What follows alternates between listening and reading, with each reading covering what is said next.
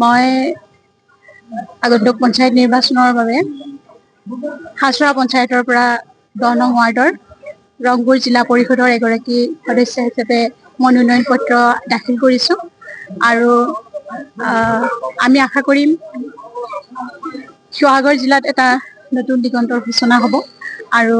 আমি সম্পূৰ্ণ আশাবাদী আৰু আমি দৃঢ় বিশ্বাসী যে আগন্তুক পঞ্চায়ত নিৰ্বাচনত এটা আমূল পৰিৱৰ্তন ঘটিব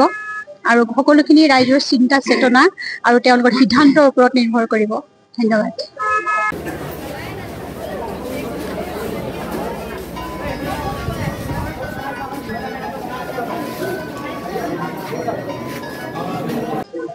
বৰ্তমান আমি গৌৰীসাগৰ ব্লকত উপস্থিত আছোঁ আৰু নিশ্চয় শিৱসাগৰ সমষ্টিৰ একমাত্ৰ ব্লক আৰু শিৱসাগৰ সমষ্টিত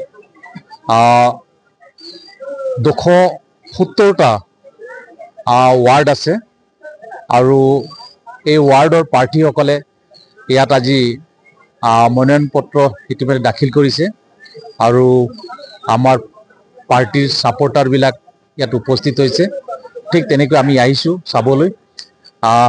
নমিনেশ্যন চলি আছে কাৰণ 3টা বজাৰ পিছত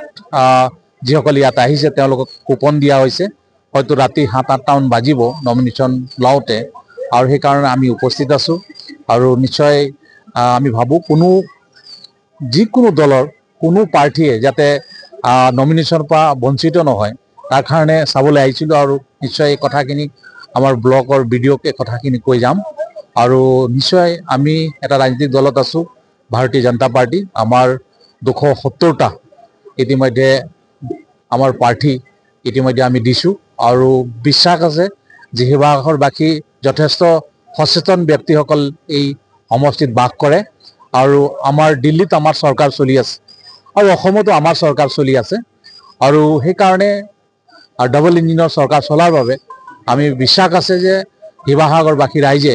এইবাৰ ভাৰতীয় জনতা পাৰ্টিৰ যিসকল প্ৰাৰ্থী আছে তেওঁলোকক ভোট দিব আৰু আমি আমাৰ প্ৰাৰ্থীসকলক জিকাবলৈ সক্ষম হ'ম।